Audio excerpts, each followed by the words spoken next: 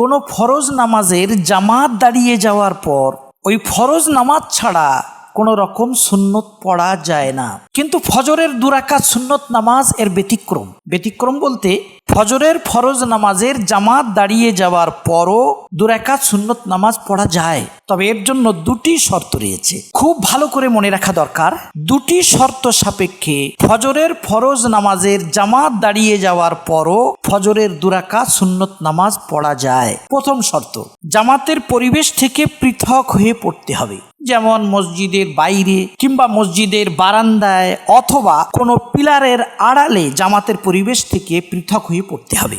এটা প্রথম শর্ত। দ্বিতীয় শর্ত হলো যেন 2 রাকাত সুন্নত নামাজ পড়তে গিয়ে জামাত সম্পূর্ণভাবে হাতছাড়া না হয়, অর্থাৎ ইমামের সালাম ফিরানোর আগে আগে জামাতে শরিক হতে পারবে বলে মনে হলে তবেই সুন্নত পড়বে, অন্যথায় পড়বে না। এটাই ফতোয়া।